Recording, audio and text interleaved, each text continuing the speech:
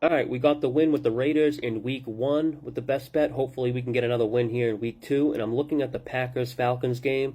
Seems a tough one to figure out. Even the sports books aren't really sure who they think should be favored. Look ahead line 2 weeks ago had Atlanta -1.5. Then the line flipped to Green Bay being a favorite pretty much all this week at -1.5. Even got to -2 at some books. As of now, Atlanta is back to where it originally opened at, -1.5 point favorites. Makes sense with it being this early in the season. Everyone's still learning about the teams. Both teams won their week one opener, but did Green Bay win because the Bears were so bad, or did Atlanta win because Carolina was so bad? I don't know the answer. I'm not going to try to figure this one out or who will win. Instead, I'm looking at the total in this one. The over-under first opened up at 41.5, has moved down to 40.5, which some might think no big deal. It's only 1 point, but 41 is a key number for totals in the NFL. It's one of the most common final scores, so it moving across 41 is significant. The line move down makes sense when you look at the style of play from both Atlanta and Green Bay in week one. Both teams had two of the highest rush rates in the league. Both coaches seem to want to take pressure off their inexperienced quarterback, and the best way to do that is running the ball. It also means the clock is always running. That's obviously a big factor when betting totals. I'm really high on both defenses here. Both Green Bay and Atlanta had top 10 DVOA, defensive performances in week one.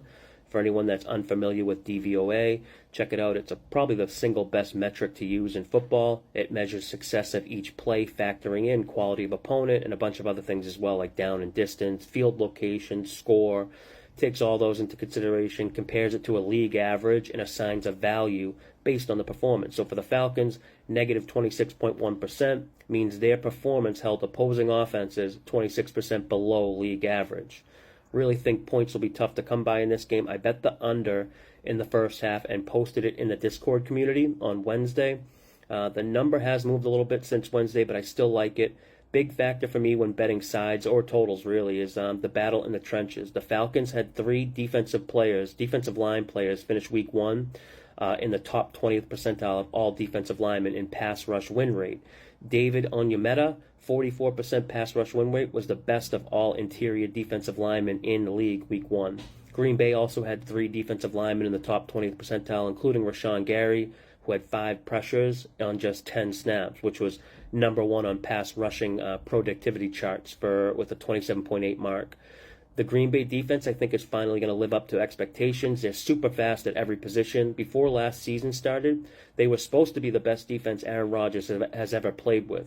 Didn't live up to expectations, but it's the same group, and now a year later, I think we are going to see the defense everyone was expecting. But I don't think they're even going to be tested that much in this game, to be honest, at least not through the air.